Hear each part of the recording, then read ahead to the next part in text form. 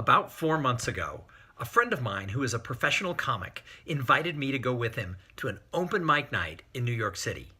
This sounded like a lot of fun. I told him, that would be awesome to watch you work on new material. And he shook his head and said, that's not what I'm suggesting. I'm suggesting you come to open mic night with me and you get up and do a 5-minute set.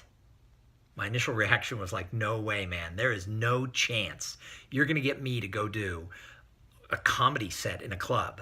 Now, I've given a bunch of speeches. I've done some acting. I've taken improv classes. Stand-up comedy is probably the scariest use of the spoken word.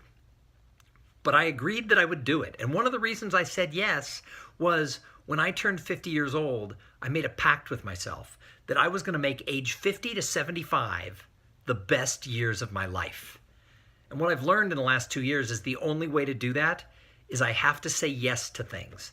I can't let being scared or that negative self-talk that goes on in your head, I can't let those things talk me out of trying new things.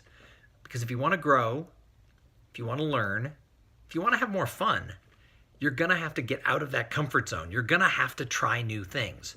So I went. I met him in Greenwich Village. We met at a bar. We went over a little bit of what I was going to say. He gave me a couple of pointers of what stand-up was about and how to connect with the audience. But I was raw. I wasn't ready. And my name was drawn. And I got up and I did a 5-minute set. And I'll tell you, Jerry Seinfeld is not nervous about job security because I tried my hand at comedy. It wasn't great. It didn't shake the roof with laughter. But it wasn't horrible. People laughed at some of the comments that I made. They laughed at the jokes. And when I mentioned it was my first time up there, even the professional comics cheered because they know what it takes to actually get up on that stage and try it. So I decided I was going to keep going. I made a commitment to myself that I was going to keep going to open mic nights. I was going to write several sets. I was going to keep working on this. And now, 4 months later, I have done this 15 times. Now, again, I am nowhere near ready to headline a show. I don't even know that I want to ever do a professional comedy show. Open mic night is hard enough. It's scary, and every time I go up, I have to put myself out there. I'm taking a risk. And yet, I've made the commitment that I'm going to do it 100 times. So far I've done it 15, but I've learned so much. I've actually learned a little bit more about self-confidence that I can take into other areas of my life.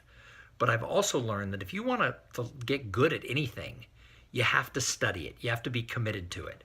And so that's what I'm doing with comedy. Again, I'm not trying to become a professional comic, but by putting myself out there way outside of my comfort zone and challenging myself, I'm actually learning and I'm growing and it's impacting me. And I'm having a lot of fun along the way. So yeah, stand-up is scary, but I think that's the reason that people should try it. And I think that's what I want to talk to people about. I want to show them that you're never too old. It doesn't matter if you're 52 years old. Get out there and do whatever it is. Maybe for you it's not comedy. Maybe it's scuba diving or jumping out of a plane or taking an art class.